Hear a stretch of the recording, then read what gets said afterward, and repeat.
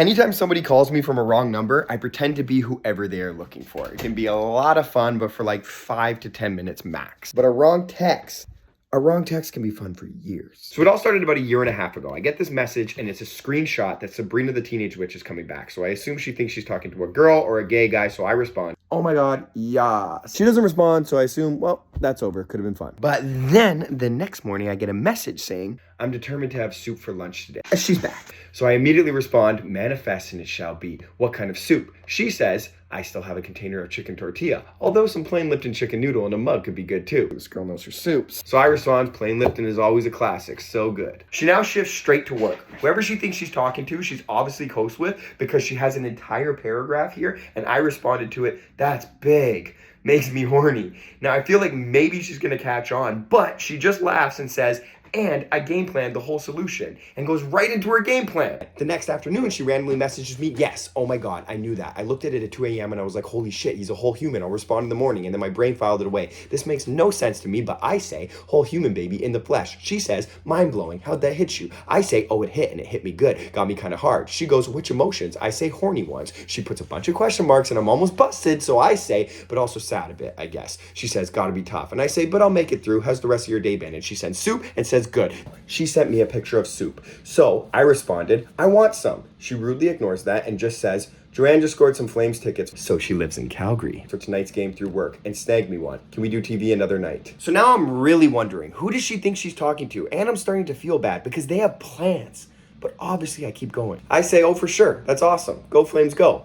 I'm a Leafs fan, but also I'm an actor. The next day, the Sabrina screenshot is back. But this time, she circled 2 comments by girls named Sarah and Christina. No clue what this means, but I say, that's just Sarah always having to ruin things. I still believe. Staring the tea. No response for the rest of the night. Rude. So the next day, I say, Christina also gets on my nerves. She just sends a question mark. So I say, saying the Sabrina thing is fake. And she goes, "Oh," with laughy faces. Whew.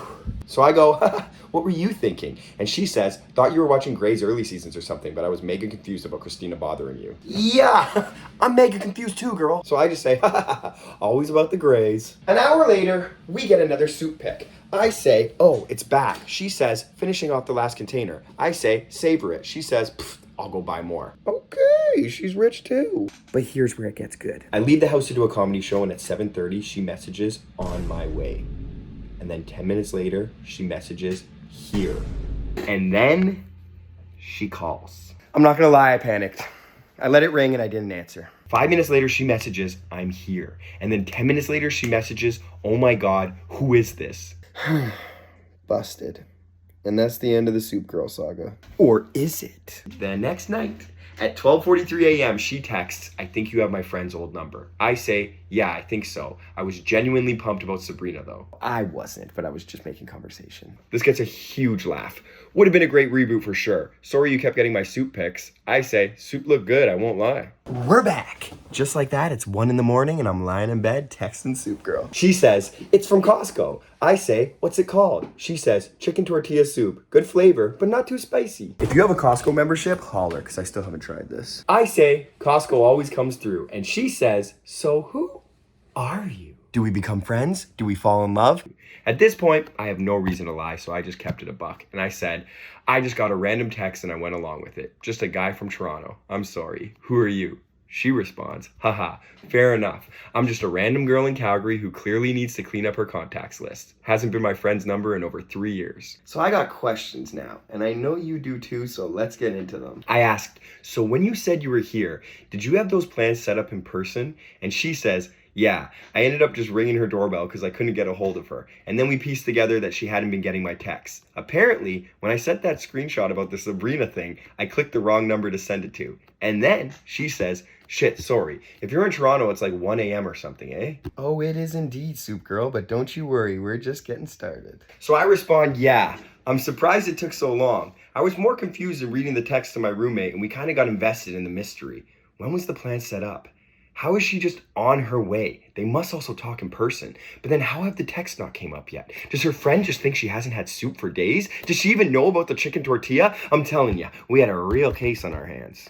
So the next morning I wake up, and Soup Girl has stolen my credit card info, My nudes? No, I'm just kidding. She now knows that I'm not the person she thought she was talking to, but we're hitting it off like grilled cheese and tomato soup. So in part 4, I was asking her how she didn't realize any sooner, and she responded, "We're strange people in that we still talk on the phone sometimes too." So we had full-on phone calls in between when I thought that we were texting. Her next text is perhaps the funniest part to me and makes this whole thing worth it. She says, "The real confusion for me was when I thought she and I were talking about a picture she had sent of her little brother whom she hadn't seen in 12 years, and then sends this screenshot.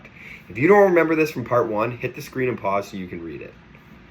At this point, I'm dying. I say, "Yeah, I had no idea what was going on. How did you not know it was her at that point? Or have further questions? You are very non-judgmental, and I gotta say, I really respect that." She says, "Oh, I had some major questions, but was mostly hoping it was an autocorrect." Autocorrected to horny? Soup girl. What? I also felt it was something to unpack in person if it wasn't an autocorrect. Yeah, I'd say so. So I say, did it get brought up at all in person? Now there's a whole new character. It's not just Soup Girl. Now we get to find out about the person who I was pretending to be. I asked her if she talked to her friend who she thought was me about that message, and she said, well, when we were going through my phone tonight trying to figure out which texts were actually from her and which were from the imposter. The imposter is me. We got to that point and she burst out laughing, asking why the hell I didn't call her on the spot after that kind of response. I said, I was so confused too, but that is so funny and I'm happy that you guys got some laughs from it. She said, I appreciate that you kept the conversation going. Okay, how cool is Soup Girl? Ended up being fantastic laughs that we both needed, and she says she intends to share the story with her team at work to liven up their Friday. I said, I'm actually a comedian, so that legit makes my day. She says, okay, if you use this story in a Netflix special, do I get a cut? But this isn't the end of our messages. We've been talking for like a year and a half now, basically just about soup, but also deep stuff about life, but I don't want to waste your guys' time, so what do I do? Should I tell her about these videos? I don't know anything about her other than she's a girl from Calgary and she's my soulmate and we're gonna have 4 kids and 2 dogs and that's it. What should I do? Comment below and maybe there will be a part 7.